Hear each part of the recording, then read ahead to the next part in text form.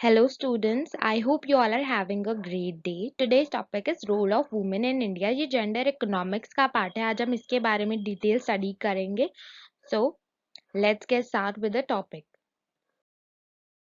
Traditionally पहले जो था वुमेन्स को एक लाइबिलिटी की तरह ट्रीट किया जाता था. मतलब उनको उन पर ज्यादा ध्यान नहीं दिया जाता था, उन्हें पढ़ाया लिखाया नहीं जाता था, ना ही उन्हें सोशल एक्टिविटीज में ज्यादा इन्वॉल्व किया जाता था कि वो बाहर जाके किसी भी एक्टिविटी में काम करे. लेकिन उन्हें सिर्फ 4 रोल प्ले करने के लिए दिए गए थे कि वो as a daughter, wife, housewife और मदर का रोल प्ले करती थी और कुछ नहीं. उन्हें घर के बाहर कुछ भी नहीं पता होता था. धीरे धीरे क्या हुआ, मॉडर्न टाइम में आते आते वुमेन्स को अपनी इम्पोर्टेंस का खुद पता चला. उन्होंने अपने राइट्स के लिए स्टैंड लेना स्टार्ट किया. फिर जो लोग थे वो अवेयर हुए कि एजुकेशन बहुत ज़्यादा इम्पोर्टेंट है, बॉय हो या गर्ल हो दोनों को इक्वल एजुकेशन देनी चाहिए. तो फिर वुमेन्स ने धीरे धीरे पढ़ाई करनी स्टार्ट की. इसकी वजह से उनका खुद का जो स्टेटस है वो खुद ही इम्प्रूव हो गया. और उस जब वुमेन एजुकेटेड होगी तो फिर फैमिली का स्टेटस भी अपने आप ही इम्प्रूव होगा. अब वुमेन का क्या रोल है सोसाइटी में. सोसाइटी में वुमेन क्या रोल प्ले करती है. जैसे जैसे एक वुमेन एजुकेटेड हो गए, उनकी जो अवेयरनेस थी, उन्हें सारे के सारे रॉन्ग और राइट सब कुछ पता चल गया. वो एजुकेटेड हुई, धीरे धीरे उन्होंने क्या किया, जो सोशल इश्यूज थे उनके ऊपर अपनी वॉइस रेस करनी स्टार्ट कर दी और दूसरी औरतों की हेल्प करने के लिए भी वो आगे बढ़ी.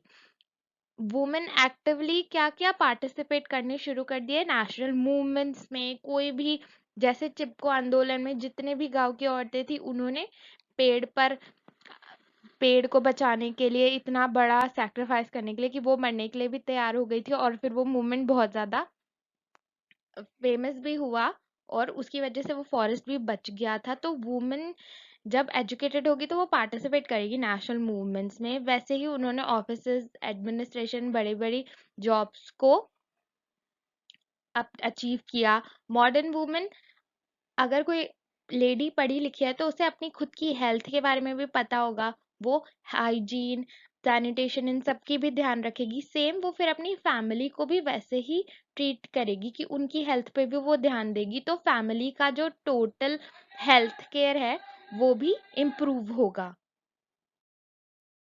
वुमेन एज अ वाइफ, अब के टाइम में हस्बैंड वाइफ का जो रिलेशनशिप है वो बहुत ज्यादा इक्वल है. दोनों के दोनों एक दूसरे के ओपिनियंस लेते हैं, एक दूसरे को समझने की कोशिश करते हैं और फ्रीडम प्रोवाइड करते हैं, पर्सनल स्पेस देते हैं. जैसे पुराने टाइम में कोई फ्रीडम नहीं होती थी, लेकिन अब की मैरिजेस में बहुत ज्यादा फ्रीडम लोग एक दूसरे को प्रोवाइड करते हैं. इसकी वजह से जो सोसाइटी में बहुत बड़ा चेंज आया है. इसकी वजह से वुमेन जो है अब वो खुल के अपनी आवाज उठाती हैं. जैसे डॉरी के लिए उन्होंने खुल के आवाज उठानी स्टार्ट कर दी है.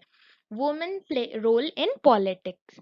अब क्योंकि जैसे जैसे एजुकेशनल अवेयरनेस लोगों में बढ़ी है तो औरतें पॉलिटिकल प्रॉब्लम्स में भी अब एक्टिवली पार्टिसिपेट करती हैं. क्योंकि अब पॉलिटिकल प्रॉब्लम, अगर पॉलिटिकल एक्टिविटीज में एक वुमेन नहीं पार्टिसिपेट करेगी उसकी वजह से वो अपना जो पॉइंट ऑफ व्यू है वो लोगों से शेयर नहीं कर पाएगी. लेकिन अगर एक वुमेन पार्टिसिपेट करती है पॉलिटिकल एक्टिविटीज में तो वो दूसरी औरतों की प्रॉब्लम्स को लोगों के सामने रख सकती है और वुमेन्स बेटरमेंट हो सकता है इसकी वजह से. लेकिन अभी इंडिया में सिर्फ 12.2% जो टोटल वुमेन्स हैं वो एक्टिवली पार्टिसिपेट करती है पॉलिटिकल, मतलब पॉलिटिकल सीट जो सिर्फ 12.2 ही है वुमेन्स के लिए. मतलब मेजॉरिटी पोर्शन अभी भी मेल डोमिनेंट है हमारी कंट्री में. Participation of women in socio economic activities, जैसे मॉडर्न जो वुमेन है वो वर्क करियर मतलब काम करना पसंद करती है क्योंकि वो पढ़ाई कर चुकी है कंप्लीट. तो फिर वो ऑब्वियसली जॉब की तरफ ज्यादा डेडिकेटेड होगी. लेकिन इसकी इसका एक और रीजन भी होता है कि जो मिडिल क्लास फैमिलीज हैं वो अपने स्टैंडर्ड को मेंटेन करने के लिए, एक अच्छी लाइफ अचीव करने के लिए भी वुमेन्स जो हैं वो बाहर जाती हैं ताकि वो जॉब करेंगी तो वो अपनी फैमिली को सपोर्ट कर सकती हैं. But women equality is not universal. हमारे लॉज के हिसाब से तो वुमेन्स को इक्वल स्टेटस दे दिया गया है एज अ मैन. बट अभी भी सोसाइटी में वुमेन्स के लिए ज्यादा जॉब्स नहीं है. और अगर एक वुमेन बाहर जॉब करने के लिए जाती है तो हमारी कंट्री में इतना ज़्यादा प्रोटेक्शन नहीं प्रोवाइड किया जाता है अभी भी। उनको बहुत ज़्यादा हरास किया जाता है, एक्सप्लॉइट किया जाता है बहुत सारे रीजन्स में या बहुत सारी जॉब में। इसकी वजह से अभी भी हमारी कंट्री में वुमेन सेफ नहीं है।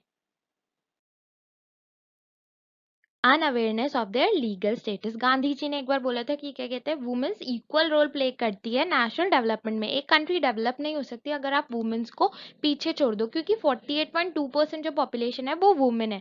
तो अगर हम एक पूरे 48% पॉपुलेशन को छोड़ देंगे तो फिर पूरी कंट्री का डेवलपमेंट होना बहुत ज़्यादा मुश्किल है। लेकिन हमारी कंट्री में आज भी जो वुमेन है उन्हें अपने लीगल स्टेटस के बारे में अनअवेयर, मतलब इतना ज़्यादा नहीं पता है।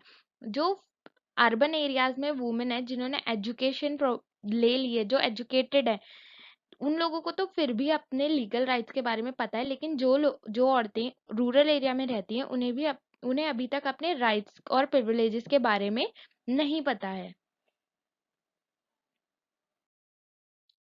Role of women role of women welfare organisation. National level पे 4 ऑर्गेनाइजेशंस हैं। All India women conference, national council of women, Mahila Mandal, Mahila Samiti and young women Christian association. ये जो 4 ऑर्गेनाइजेशंस हैं ये वुमेन के लिए काम करती है, मतलब वुमेन के बेटरमेंट के लिए काम करती हैं। Challenges of rural women. Rural womens के क्या क्या चैलेंजेस हैं? जो औरतें गांव में रहती हैं या जो औरतें शहर में भी रहती हैं, फिर भी काफी सारी जो पुअर शहर में रहती हैं और गरीब हैं, उन लोगों के भी सेम चैलेंजेस होते हैं। Male dominant society. म- जो गांव में है वहां पे अभी भी मेल डोमिनेंट सोसाइटी पाई जाती है, मतलब वहां पे वुमेन्स को अपने राइट, अपने ओपिनियन कहने का कोई भी राइट नहीं है। Poor sanitation. आज भी उन्हें वो जो सैनिटेशन फैसिलिटीज मिलनी चाहिए, वॉशरूम, बाकी जितनी भी हेल्थ केयर फैसिलिटीज है वो नहीं मिल पाती हैं। Lack of education. गांव में अभी भी लोगों लड़कियों को इतना ज्यादा नहीं पढ़ाया जाता है। Inability to vocal about your opinion in any matters. उन्हें आज भी अपनी आवाज उठाने के लिए मना किया जाता है, मतलब वो अपने ओपिनियंस नहीं शेयर कर सकती। Poor pressure to provide male child. उन पे आज भी प्रेशर है कि उनको मेल चाइल्ड ही होना चाहिए। बहुत सारे लोग हैं जिनकी ये सोच है अभी भी कि लड़का ही होना चाहिए, मतलब लड़की हो गई तो उन लोगों के लिए इतनी खुशी की बात नहीं होगी। ऑल्दो बहुत सारे लोग लड़की होने पे भी सेम खुशी मनाते हैं, पर गांव में आज भी बहुत सारे लोगों की जो पढ़े लिखे नहीं है, जिन्हें नहीं पता, वो आज भी मेल चाइल्ड के पीछे बहुत औरतों को परेशान करते हैं। Over work. उन लोगों से बहुत ज्यादा काम कराया जाता है। एक तो उन्हें खेती बाड़ी भी देखनी होती है, घर पे भी काम सारा देखना पड़ता है, ऊपर से इतने सारे बच्चे हो जाते हैं क्योंकि मेल चाइल्ड प्रोड्यूस करने के चक्कर में कि उनको बहुत ज्यादा काम करना पड़ता है। Over nourishment. उनको प्रॉपर डाइट नहीं दी जाती है, इसकी वजह से वो हमेशा अंडर नरिश्ड रहते हैं।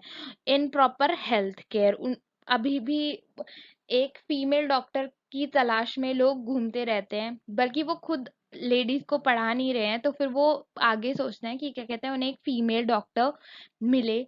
और बहुत सारे गांव में अभी भी बहुत दूर दूर तक औरतों को जाना पड़ता है हेल्थ केयर फैसिलिटी, मतलब अपने आप को दिखाने के लिए। तो इम्प्रॉपर हेल्थ केयर। पॉवर्टी।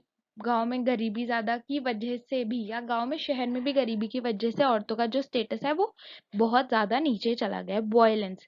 उन्हें मारा जाता है, दहेज के लिए जला दिया जाता है। और अब के टाइम पे ये केसेस बहुत कम है, पर फिर भी बहुत सारे केसेस हैं अगर आप न्यूज वगैरह में देखो तो।